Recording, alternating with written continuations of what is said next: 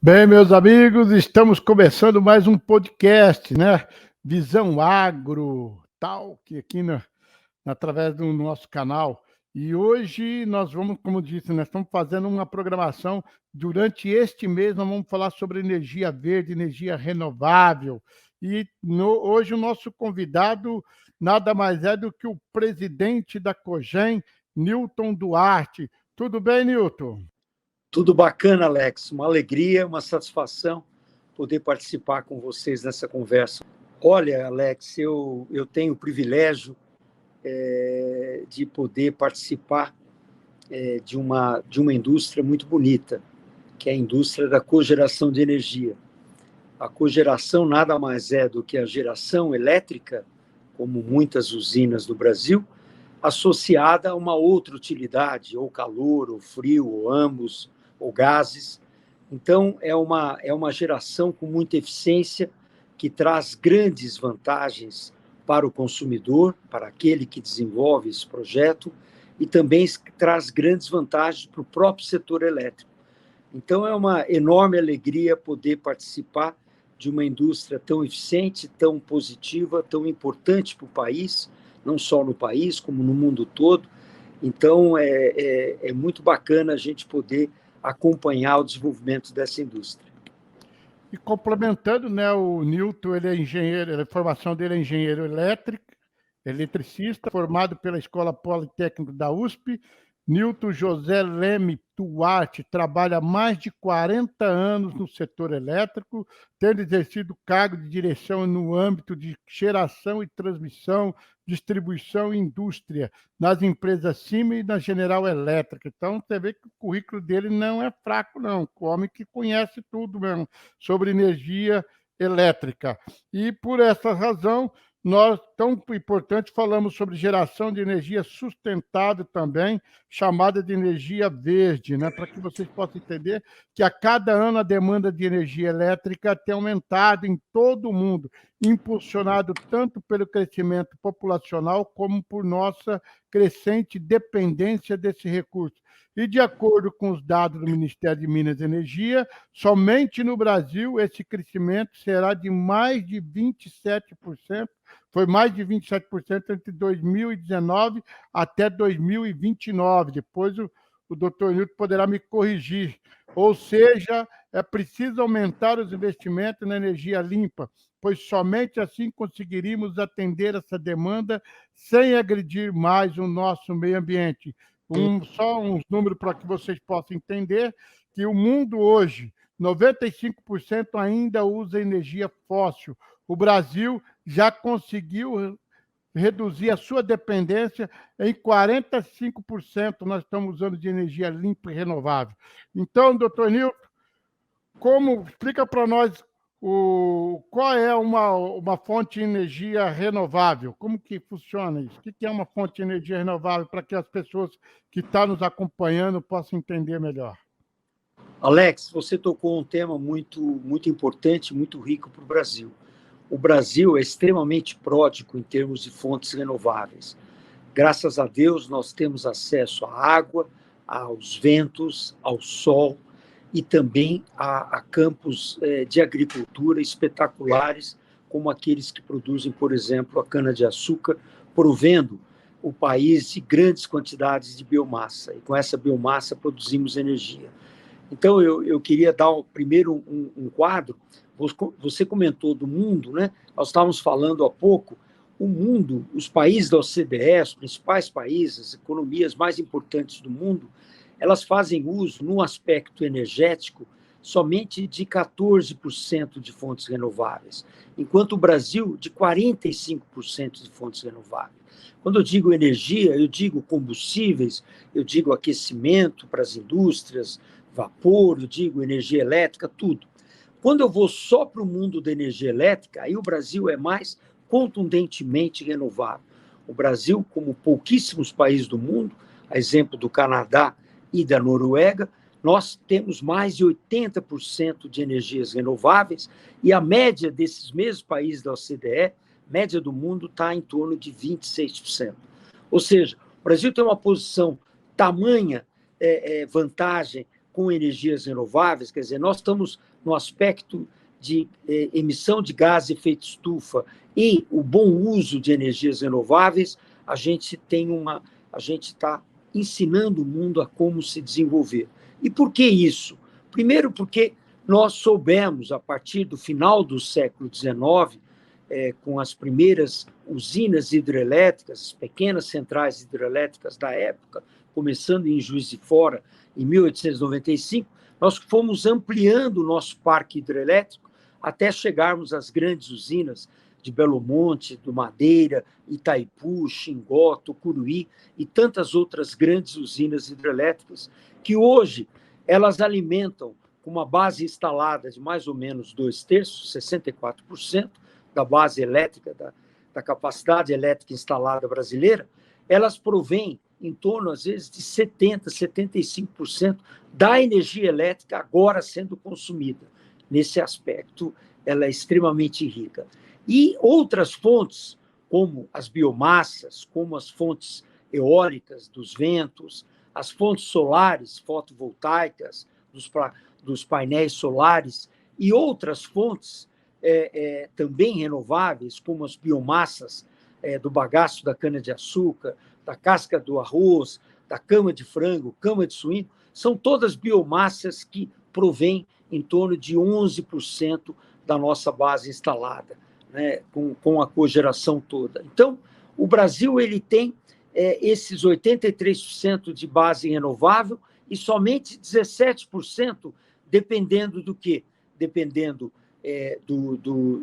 dos óleos, do óleo diesel, bastante do gás natural e um pouquinho do carvão, em torno de 2% do carvão, mais ou menos uns 2%, 3% de óleo diesel e óleo combustível, e o restante, mais ou menos, uns 13%, 14% do gás natural.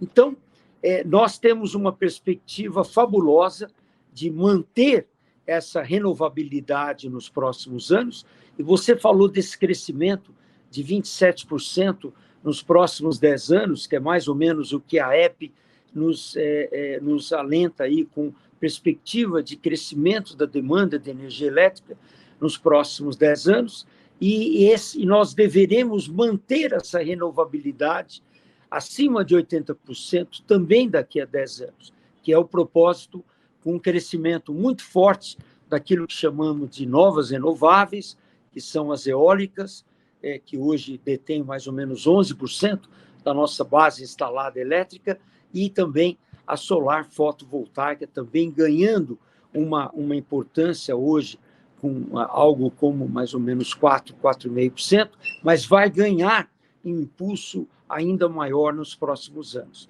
Junto com mais ou menos 8% de biomassas e outras fontes renováveis, como madeira, como eu disse, casca de arroz, etc., em pequenos montantes. O fato é que a gente tem, junto com as hidrelétricas, um quadro extremamente rico e invejável sob o ponto de vista de todos os 200 países do planeta, já que podemos ser aí um benchmark, certamente, para que outros países nos sigam. E esse é o propósito de muitos países, de ter, em 2050, um quadro de renovabilidade parecido com o Brasil.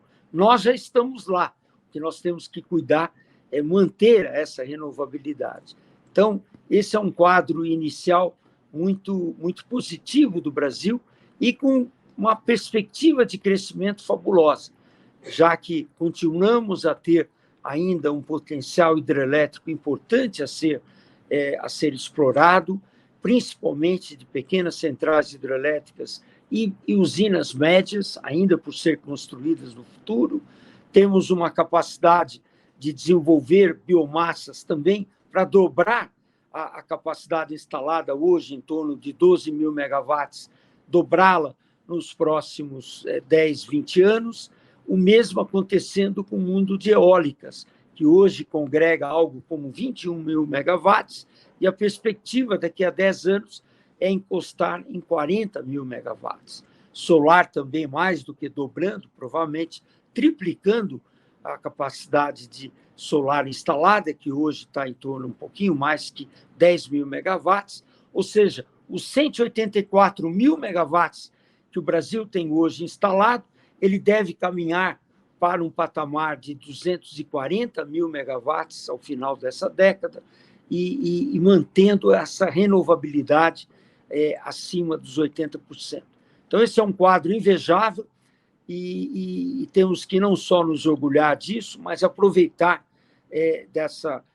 dessa situação para manter um conceito de renovabilidade e diminuir a nossa pegada de carbono, evitar a emissão de gases de efeito estufa, buscar o biogás de tudo aquilo que desenvolvemos na agroindústria, ou seja, evitar que esse gás metano seja evaporado para a atmosfera e promova gases de efeito estufa, que é extremamente indesejável. Então, nós temos que aproveitar esse biogás, produzir energia elétrica, evitar o uso de diesel e sim fazer o uso do gás natural na forma de um biometano, que é a mesma molécula.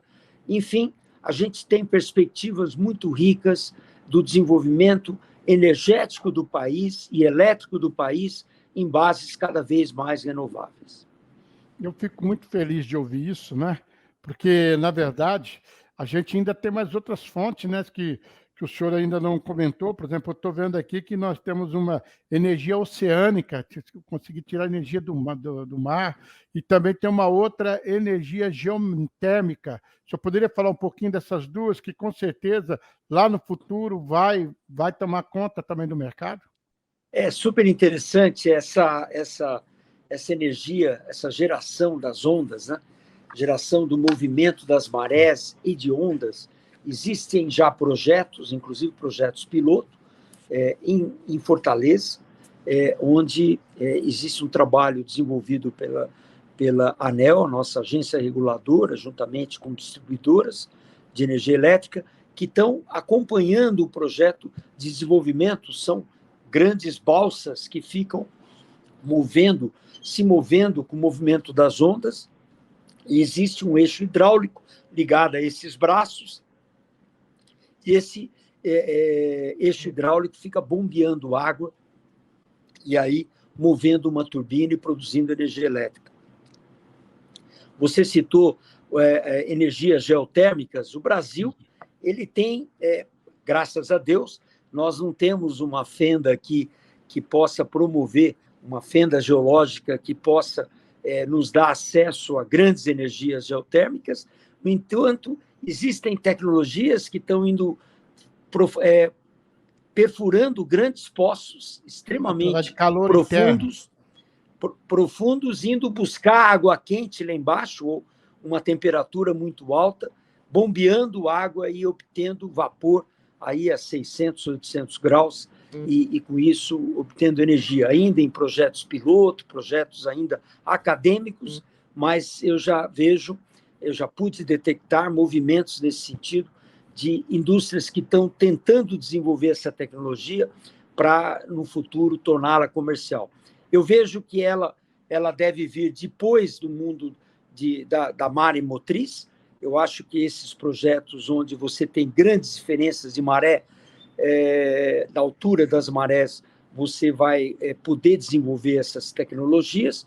Mas o fato, Alex, é que nós vamos poder prescindir de muitas delas, porque as nossas fontes renováveis habituais e comerciais hoje, elas têm uma capacidade brutal. Você pega as eólicas onshore, nós temos aí 300 mil megawatts, quase o dobro do que temos instalados ainda de potencial onshore. Sem falar no offshore, aquilo que estiver instalado no mar, não muito distantes da nossa costa. E a costa, nós temos uma costa maravilhosa, porque ela tem ventos fantásticos e ela tem baixa profundidade, ou seja, é muito barato, é muito mais barato do que em outros países, como no Mar do Norte, na Europa, onde você possa instalar turbinas eólicas com baixa, com plataformas menores, com profundidades aí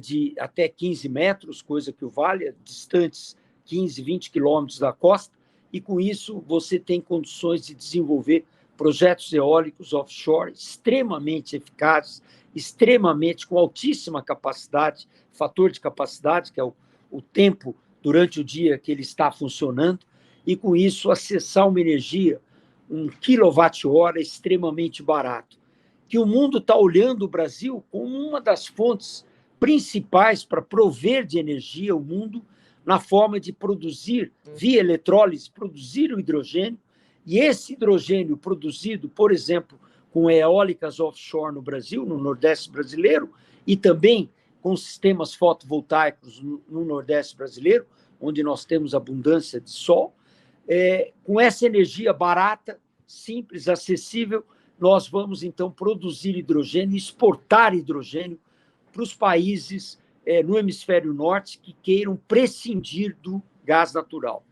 Infelizmente, nesse momento, estamos vivenciando épocas muito tristes, pós-pandemia, se Deus quiser, posso falar isso, a pandemia ainda está presente, mas aquele turumbum que vivenciamos está passando, já estamos vacinados, boa parte da população está vacinada, etc. Então, o impacto é muito menor, mas, de qualquer forma, a guerra da Ucrânia, Rússia e Ucrânia, estão trazendo enormes dificuldades para muitos países, inclusive o Brasil, para a Europa, né? Para a Europa em especial, e criando grandes impactos, seja de inflação, seja de falta de combustível, enfim, trazendo enormes transtornos. Ainda bem que a Europa está adentrando agora a primavera e o verão, e com isso vai poder fazer menos uso do gás natural, mas o outono, para ele, se avizinha lá em outubro, né? E o inverno chegará, né? Graças a Deus que chegará, assim chega todos os anos. Né? Então, eles têm que correr nisso, e a gente lê, e eu tenho conversado com alemães, amigos, e eles dizem que a sociedade alemã trabalha dia e noite, essas foram as palavras, dia e noite, para poder prescindir do gás russo. Prescindir do gás russo. Então, eles estão... Eu vi uma apresentação hoje de manhã da Agência Internacional de Energia, do Kenzo, dizendo que na Europa, e em especial na Alemanha, eles já estão num programa já para economizar 1/3 do gás natural que eles vinham consumindo, só com ações no sentido de uma eficientização maior do consumo, melhorando as condições de consumo, trazendo novas tecnologias, e em poucos meses eles já estão conseguindo consumir 1/3 a menos, de tal forma que eles possam ir se preparando para poder prescindir desse gás, buscando gás em outras regiões do mundo, GNL, gás liquefeito, de tal forma que eles possam ser atendidos principalmente no próximo inverno. Mas, no longo prazo, o que se vê é que uma energia verde, como é o tema hoje da nossa conversa, essa energia verde, certamente, ela vai ter como raiz principal o hidrogênio. E o hidrogênio virá, ou seja, será produzido num craqueamento da água, da molécula da água, do H2O, através do sistema, de um processo chamado eletrólise, que faz uso de muita energia elétrica. Na verdade, você dá curto na água. Você dá curtos na água e você desmembra as moléculas, libera o hidrogênio e produz oxigênio, que é muito benéfico, produz oxigênio de um lado e hidrogênio do outro, e esse hidrogênio, com baixas temperaturas e altas pressões, você produz o hidrogênio líquido, e aí ele é transportável em grandes quantidades. E esse hidrogênio vai ser a salvação da lavoura, já que estamos falando do agro, vai ser a salvação da lavoura do hemisfério norte, que vai poder, com esse hidrogênio, produzir energia elétrica de uma maneira verde, eficiente, em turbinas e motores que hoje queimam gás e amanhã vão queimar totalmente o hidrogênio. A indústria manufatureira de equipamentos de geração está trabalhando incessantemente para prover o mercado de máquinas que possam, seja em conjunto com gás ou somente hidrogênio, possam fazer esse trabalho e gerar energia no hemisfério norte de forma a poder substituir, se não todo o gás, mas boa parte do gás, né? Principalmente na Europa. Então, aí as perspectivas da participação brasileira nessa solução planetária, ela vai ser contundente, ela vai ser importante, não só o Brasil, mas principalmente o Brasil, por acessar fontes de energia elétrica baratas, renováveis, verdes, sem nenhum impacto, ou sem qualquer impacto de produção de carbono para o meio ambiente, e ainda produzindo um bem muito grande, que é queimar hidrogênio, que depois, em conjunto com o oxigênio, ele vira água. Então, ele não tem nenhuma pegada de carbono, e com isso ele resolve um segundo problema, não só atender as necessidades elétricas do hemisfério norte, em especial, como eu disse, da Europa, mas não só a Europa, o Japão se encontra da mesma forma, os Estados Unidos, numa segunda etapa também. O fato é que eles precisam desse hidrogênio para evitar também uma pegada de carbono. Então, eu vejo uma perspectiva das energias renováveis no Brasil se desenvolverem além das nossas necessidades próprias, exportando essa energia, não como energia elétrica através de um cabo elétrico indo para a Europa, submarino, mas sim através da produção do hidrogênio aqui. Eu vi um número, eu li dias atrás, que a Europa precisa de 500 terawatt-hora, seria mais ou menos a produção de energia anual do Brasil, em torno de 600 terawatt-hora, precisaria para produzir, então, a quantidade de hidrogênio que eles, numa primeira etapa, necessitam o mais cedo possível. Então, o Brasil tem aí perspectivas de dobrar a sua capacidade instalada, produzir grandes quantidades de energia. Temos condições para isso, professor? Temos, absolutamente, temos sim, né? As perspectivas de energia eólica na costa brasileira são absolutamente aterrorizantes em termos de quantidade. Nós temos aí capacidades de centenas de gigawatts para poder instalar nas próximas décadas, e certamente vamos fazê-lo. Temos uma capacidade também imensa de desenvolver sistemas fotovoltaicos. Temos na biomassa, seja com florestas energéticas, com um eucalipto que tem as melhores eficiências no mundo todo, o eucalipto nosso de 7 anos, comparável com uma árvore de 30 anos no hemisfério norte. O Brasil tem condições de produzir biomassa de madeira de uma forma como ninguém outro consegue fazê-lo, nas condições mais do que os australianos, mais do que os africanos, em condições de maior eficiência. Então, e temos também uma dádiva que temos, que é a cana-de-açúcar.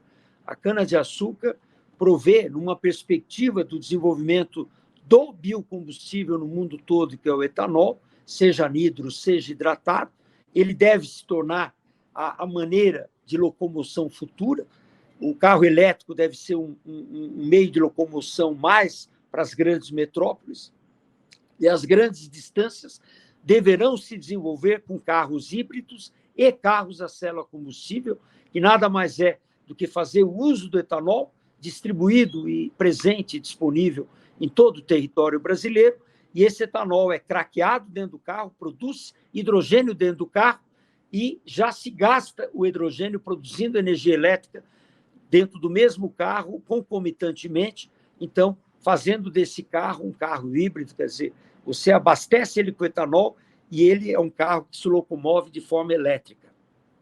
Isso é espetacular, e essa deve ser a forma como o Brasil, como outros países produtores de etanol, a exemplo dos Estados Unidos, a exemplo da Índia, no futuro a China já está produzindo, já vai produzir 10 bilhões de litros de etanol nessa safra.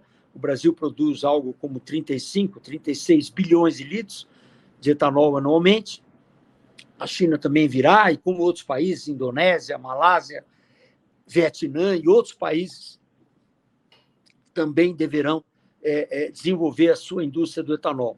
Então, as perspectivas energéticas brasileiras, com biocombustível, como o biodiesel, como o etanol, e a perspectiva de um carro a célula combustível, um carro híbrido, que é elétrico, mas, como já temos hoje rodando, os Toyotas, etc., já rodando com etanol flex, gasolina e etanol, mais o carro elétrico dentro do mesmo carro, é fantástica a perspectiva aí de uma solução definitiva para a questão de locomoção.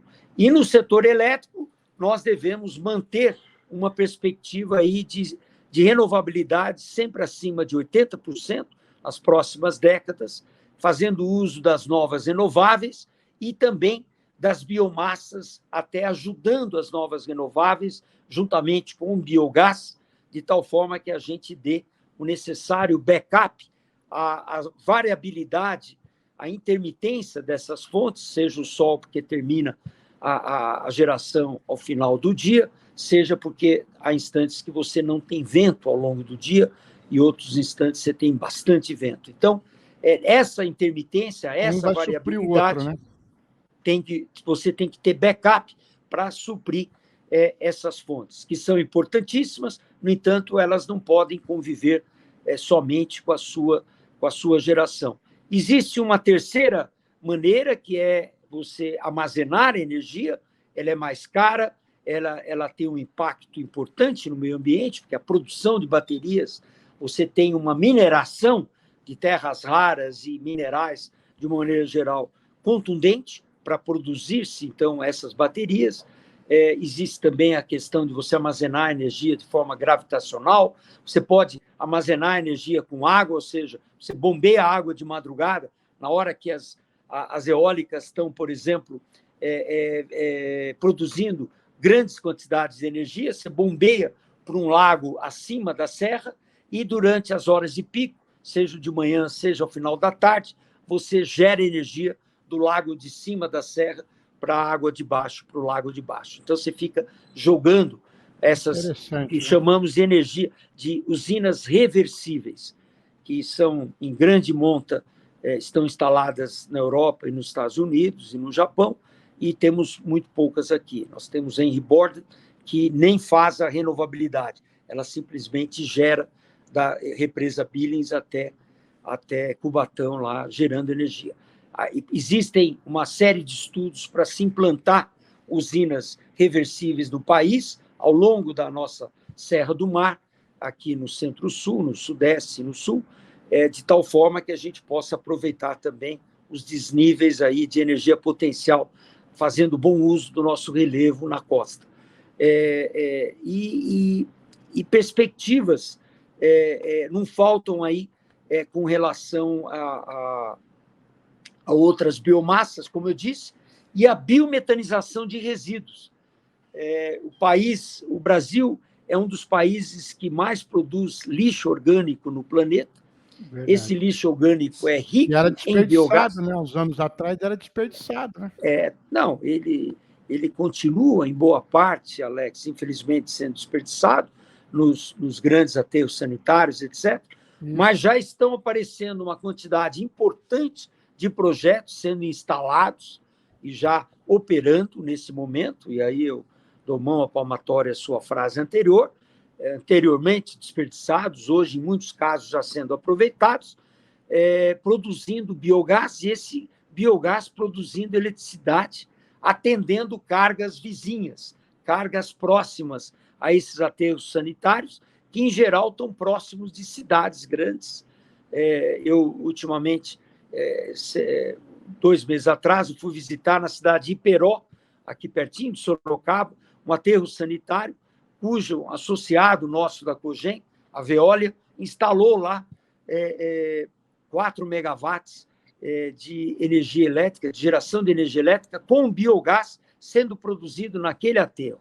E essa energia, esses 4 megawatts-hora contínuos, vão atender vários tomadores, vários consumidores de energia na região de Sorocaba, de Itu, ali de Boituva, etc., o que é muito positivo, é muito bom para o setor elétrico, ele causa confiabilidade, ele provoca confiabilidade do setor elétrico, ele provoca a não necessidade de investimentos maiores em sistemas de distribuição e de transmissão de energia, linhas de transmissão, e ele cria confiabilidade do sistema. Então, Professor, é muito positivo essa geração distribuída. falando de lixo orgânico, né, aproveitar, por exemplo, a gente que mora aqui numa cidade pequena e tem várias cidades de porte médio, pequeno, e todos eles têm seu aterro sanitário. Tem como aproveitar todo esse lixo orgânico, esse lixo da cidade, da região, transformar num só uma usina de... A propósito, eu não sei em que cidade você se encontra no momento. Estou em Sertãozinho, São Paulo. Em Sertãozinho. Eu, muito perto daí, uns meses atrás, eu me sentei com o prefeito de Cravinhos. Isso, pertinho de nós aqui. Isso. E conversamos sobre esse problema. Ele falou: olha, Nilton, eu tenho o sistema de água nosso está perfeito, nós estamos com a questão educacional em ordem, nós não temos favelização, todo mundo aqui tem emprego, não há desemprego na cidade, todo mundo tem sua função social na cidade.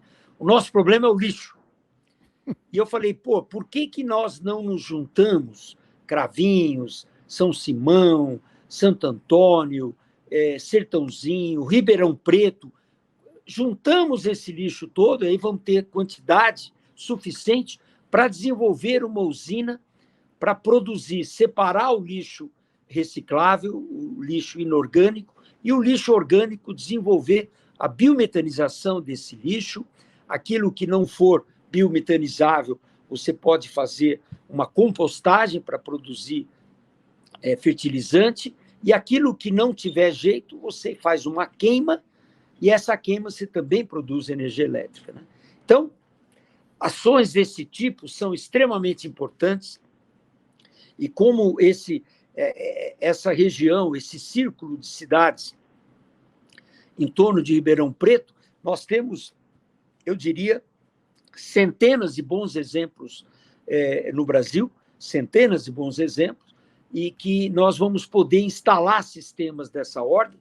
Então, o desenvolvimento, a nova lei de saneamento, a facilitação do setor privado de participar do saneamento e do tratamento do lixo, promovendo projetos como esses que eu citei em Iperó, são temas para a gente desenvolver, e nós temos aqui a incumbência na COGEM de exatamente fomentar essas discussões, fomentar esses trabalhos, levar os nossos associados a se interessar por projetos dessa magnitude, para a gente poder, por exemplo, ir adiante com projetos como esse de Sertãozinho, Ribeirão, Cravinhos e outras cidades nas cercanias. Então, são milhares de cidades, né, pai? Como é que é? São milhares de cidades que todos eles têm seus aterros sanitários e que muitas vezes é problema para a cidade e podemos ter a solução, né? Se você levar em consideração 5.500 municípios, né, no país, e que desses 5.500 eu tenho que juntar, por exemplo, 20 municípios para dar as condições de você poder ter biomassas e ter, enfim, resíduos que possam ser contemplados numa usina, etc., para que seja viável economicamente, nós estamos falando o quê? Em 200 ou mais instalações, né? Então, são centenas, de fato, de operações, a exemplo dessa de Iperó, com Sorocaba, e Sorocaba é um município maior do que Ribeirão Preto, quer dizer, Ribeirão vai poder replicar soluções parecidas, né? E a gente tem que fomentar isso, porque há tecnologia disponível no país, né? Nós temos equipamentos sendo aqui fabricados, um adensamento industrial importante disponível no país, com cidades como Sertãozinho e como outras cidades no interior de São Paulo e fora do estado de São Paulo, onde a gente pode, então, prover esses projetos e equipamentos com muito pouca coisa importada, se é que importaríamos alguma coisa. Outra pergunta, não é nenhuma pergunta, mas é uma afirmação. Há anos atrás, eu ouvi uma palestra sua e você estava falando o seguinte, que vai chegar até 2050 cada casa terá sua própria energia, quer dizer, vai ter condições de gerar sua própria energia. Eu falei assim, ali, ou está falando um homem com conhecimento, ou é um profeta que já está prevendo o futuro. E hoje, quando eu estive aqui na AgriShow, eu vi o tanto que está forte a comercialização, o investimento no setor de energia solar, né? Então, eu falei, caramba, o que o Newton falou lá atrás, estou vendo acontecer hoje. Inclusive, eu vi aqui a Cooper Citrus, ela montou uma usina de energia solar, de painéis aqui, um dos maiores que eu conheço da nossa região. Não sei se tem outros no Brasil, mas eu vi aqui que a cooperativa já foi a primeira a montar o negócio desse tipo. Alex, você tocou num tema extremamente rico. Na verdade, existem algumas verdades por ocorrer. Primeiro, a energia elétrica, o quilowatt-hora, tende a ficar muito barato nos próximos anos. Vai ser barato como um copo d'água. Muito barato. Porém, a potência, a resiliência do sistema vai ser cara. Não obstante, o consumidor ele vai se tornar cada vez mais autossuficiente, ou seja, ele vai produzir a sua necessária energia elétrica, ele vai poder armazenar essa energia elétrica para os instantes onde ele necessitará mais. Por exemplo, durante o dia, eu tenho a geladeira funcionando na minha casa. À noite eu chego, aí eu vou tomar um banho, eu ligo a televisão, eu abro a geladeira, eu ligo um forno micro-ondas, aí eu estou usando toda a capacidade elétrica da minha casa. Então, ali eu estou gastando energia elétrica. Então, nesse instante, como eu tive sol durante o dia, eu armazenei aquela energia gerada e vou usá-la às 6, 7 da noite, quando eu chego em casa, e vou usá-la até dormir às 10, 11, meia-noite. Esse instante, esse conceito é o conceito que a gente diz off-grid. Off-grid é estar fora da rede elétrica. Eu vou poder, daqui a alguns anos, estar desenvolvendo a minha própria geração, armazenando a minha energia em baterias e outros sistemas, como o meu carro elétrico, e vou poder ter no sistema elétrico interligado, os fios das ruas, somente um backup. Eu vou ser autossuficiente, só que se algo acontecer, der uma ventania, meu sistema sair voando do telhado, etc., eu ligo uma chave e sou alimentado pela CPFL, no teu caso. Nesse caso, eu vou comprar um seguro dessa energia na concessionária, que vai me vender um seguro dizendo, você, se precisar, você pode usar tantos quilowatts-hora. Você tem uma ideia como isso é verdade? Hoje, na Califórnia, existem 25 mil consumidores, como eu, como você, que já estão off-grid, já estão fora da rede. Eles já são autossuficientes. Eles já produzem a sua energia e atendem todas as suas necessidades. E não mais necessitam da concessionária. Eu, particularmente, entendo, como engenheiro elétrico, que sempre vai ser bom ter um seguro na concessionária. Então, eu vou chegar na CPFL, no teu caso, falo assim, olha, CPFL, eu sou um consumidor de 500 kWh mês, eu vou, por via das dúvidas, eu vou comprar 3 meses de energia. Vou comprar 1.500 kWh e guardar com você. Quando eu precisar, eu chupo essa energia de você. Se eu não precisar, ficou com você. Eu comprei aquele seguro. E como ela sabe que talvez eu não necessite, ela não vai me cobrar os 1.500, ela cobra uma parte, que é o seguro. O seguro, eu pago R$4.000 o seguro do carro, não é pelo custo que se eu bater o carro vai custar R$40.000. Ele fala, todo mundo paga 4 mil, aquele que bateu eu gasto 40 mil, mas os outros não bateram, eu ganhei dinheiro. Exatamente. O mesmo conceito vai existir. Então, o off-grid, aquilo que eu falei anos atrás, naquela palestra que você ouviu, o off-grid hoje é uma realidade. E essa realidade ela começa a ganhar contornos aqui também no Brasil, na medida em que houver uma abertura do mercado, não só para os grandes consumidores, hoje industriais, acima de 500 quilowatts instalados, mas também para o CPF, para a classe de baixa tensão, como nós. Na medida em que isso ocorrer, e existe um projeto hoje na Câmara dos Deputados, que é o projeto que nasceu no Senado, 414/21, esse projeto está para ser finalmente votado, e deve ser votado ainda nesse ano, e uma vez votado, vai ter a chancela presidencial, e aí deflagra um processo de abertura total do mercado, se não me engano, a partir de 2026, ou coisa que o vale, e aí nós vamos ter um processo de abertura desse mercado, fazendo com que o consumidor possa ter controle do seu futuro. Então, por exemplo, você tem uma usina de açúcar lá em Jaboticabal, e você vende a sua bioeletricidade para mim. Eu compro de você 1.000 kWh mês. Né? Eu compro, é uma energia renovável, eu pago você pela energia, pago o fio até a minha casa aqui em São Paulo e consumo a sua energia que saiu de lá. É claro que o elétron daqui sai de Henry Borden, o teu elétron ele atende uma casa em Jaboticabal, mas, de qualquer forma, eu estou comprando energia de você, né? Uma energia renovável. Né? E, no futuro, eu vou poder fazer isso, vou poder gerar a minha própria energia e vender os meus excedentes, seja para a concessionária, seja para o meu vizinho. Para o meu vizinho. Porque o meu elétron que exceder ao meu consumo, ele não vai até a concessionária, até a subestação do meu bairro. Ele fica na carga do meu vizinho, no forno elétrico dele, na geladeira dele. O elétron não vai até lá, ele fica numa condição de mínima relutância, de menor impedância possível.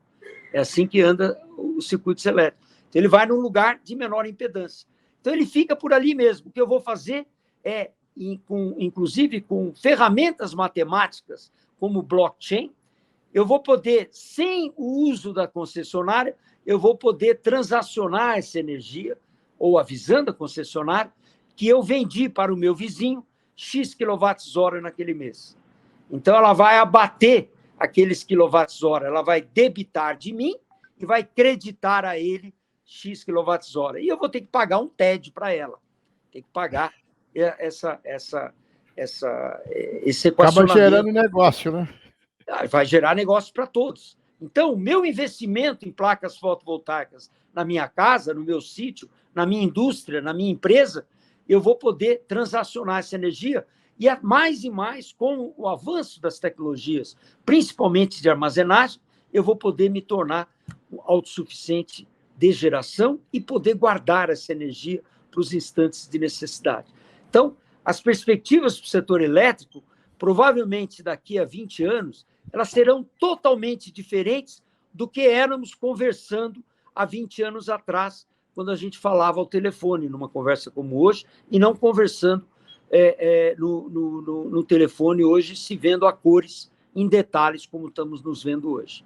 Então, isso não era previsto lá atrás, a gente não tinha ideia, porque em 2000 a gente tinha aquele telefone Motorola, aquele que só telefonava, ele não era um smartphone, e hoje em dia o telefone ele faz tudo, até telefonar, mas ele faz tantas coisas a mais, né? Ele é instrumento de trabalho, de e-mail, de informações, de fotografias, de tudo, né? De redes sociais, de tudo que a gente conhece. Eu fico encantado. Sem falar nos aplicativos, né? Eu fico tão encantado com tecnologia, porque, quando você fala de telefone, né?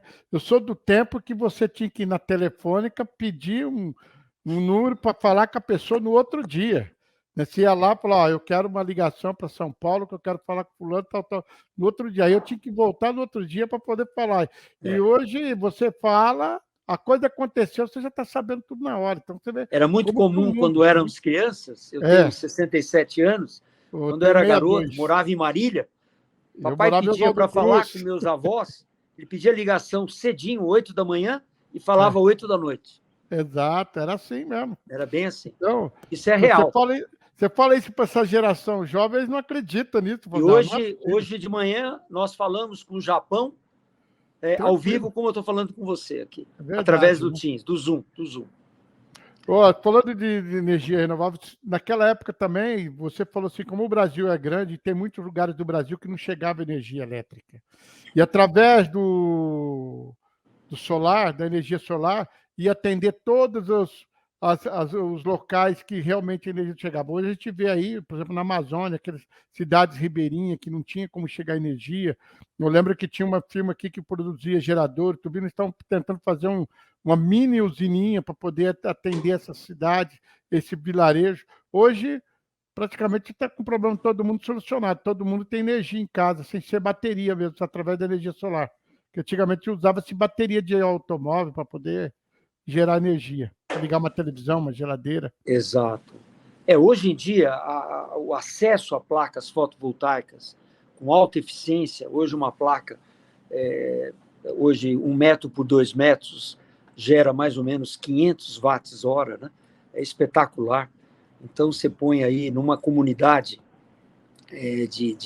de 100 habitantes, aí você vai precisar mais ou menos de 100 quilowatts, né?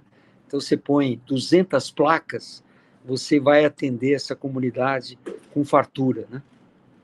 Vão ter televisão, vão ter geladeira. Todo conforto, né? É fantástico, né? E mesmo sistemas pequenos para bombeamento d'água, que é um tema muito importante nas comunidades ribeirinhas, você fazer um poço, acessar água limpa, ou do rio, bombear água do rio, em geral os rios são muito limpos, etc. Então, você tem hoje condições muito propícias para que essas populações longínquas dos glotões brasileiros possam ter acesso à energia elétrica, evitando o diesel. O diesel fica só como backup, em dias de muita chuva, etc. Aí você não tem geração suficiente, aí você usa o diesel. Mas ele eu tenho um parente que fez uma caminhada no Acre, lá no grande, na parte oeste do Acre, numa serra, eu esqueço o nome agora, muito bonito a região, e ele me contou que o local onde ele ficou, num hotelzinho, numa pousada, era uma comunidade ali de dezenas de pessoas morando ali, e eles tinham um sistema fotovoltaico que atendia todas as necessidades gerais, mas eles tinham um gerador diesel para aqueles dias onde o sistema não funcionasse, seja porque chovia, seja porque alguma coisa quebrasse. Então, era o backup. Como o diesel deve ser, sempre emergencial, né? Então, existem também na Amazônia, Alex, existem sistemas de acesso a biomassas, ou seja, a paras de árvores, etc., num sistema sustentável de acesso. Você sabe que numa mata, se você tirar uma árvore no meio dali, aquilo não é maléfico para a floresta. Pelo contrário, ali vai nascer uma nova árvore, e essa nova árvore vai resgatar CO2, porque ela cresce com o CO2, ela vai sugar o CO2 do meio ambiente para, via fotossíntese, crescer, e com isso você retoma, você rejuvenesce, e esse sistema de reflorestamento, você acessa boas quantidades de biomassa e produz energia. Por exemplo, Itacoatiara é uma cidade onde você tem um sistema de 14 megawatts fornecendo energia para aquela cidade, que é uma cidade grande, com dezenas de milhares de habitantes. Você fornece energia, então, através de biomassa renovável, etc., né? com baixa emissão de carbono e tudo mais. Então, você tem exemplos maravilhosos, mas, sem dúvida, para as pequenas comunidades, a fotovoltaica ela é a solução. Ela é a solução no Brasil, é a solução na África, ela é a solução em todos os lugares do mundo, América Latina, na Ásia e assim por diante. Principalmente para o acesso à água. Eu já vi exercícios e artigos de sistemas de bombeamento de água, que a água é o grande problema, né? Então, você com sistemas de bombeamento tocados senão você tem que ir naquele sistema de cowboy, né? O cara ele ia fazendo aquele jogo hidráulico, né? Para bombear água. Sobe e desce, né? Sobe e desce daquela manivela, daquela haste, mas hoje em dia você tem acesso a bombas extremamente pequenininhas, de baixo consumo, bem prática, que provém, né? E muito práticas. Tem a bomba martelo, não sei se você conhece a bomba martelo, que ela vai batendo a água embaixo assim. Igual ela é meio barulhenta, ela vai batendo a água e vai jogando a água para cima, né? E você tem aquelas bombas de tubo, né, que também tem uma fantástica eficiência, que são tubos, como aquelas bombas de poço artesiano. Então, tem várias tecnologias aí de acesso à água, para você ter acesso à água, isso é muito importante. Mas, enfim, você nos fez lembrar dessa questão dos grotões brasileiros, e, graças a Deus, as novas tecnologias estão dando perspectivas e soluções para essas populações que estão distantes dessa comodidade do setor interligado brasileiro, setor interligado que provê energia do Amazonas, de Manaus até o Chuí, totalmente interligado, né? E até o Rio Grande, perdão, e agora falta a última grande conexão da última capital, Boa Vista, com Manaus, que é uma linha de transmissão que já está totalmente definida, já com a engenharia pronta, já em vias de receber a liberação para o início da sua construção, e vai dotar a Boa Vista também do sistema interligado, criando resiliência, criando confiabilidade para essa última capital brasileira ainda isolada, que hoje está sendo atendido com diesel, com gás, etc., mas não de uma maneira ideal. Ela vai continuar tendo essa geração de backup, essa geração local, porém, ainda com um backup fantástico do sistema de transmissão que sai de Tucuruí, das usinas de Tucuruí, Belo Monte, e leva até Manaus, e de Manaus vai subir para Boa Vista. Esse é o último trecho brasileiro a ser interconectado. Nilton, eu só tenho que agradecer, chegamos ao final, né? A gente vai conversando, o tempo passa e a gente não percebe. Quando a pessoa tem conhecimento, quando tem bagagem, você conversa 1 hora, 2 horas, 3 horas e não termina o assunto. Mas, infelizmente, o nosso tempo é limitado. Nilton, eu só tenho que agradecer pelo carinho que você teve com a Visão Agro, de estar à disposição para estar falando com o nosso público e principalmente com o pessoal do setor sucroenergético, viu?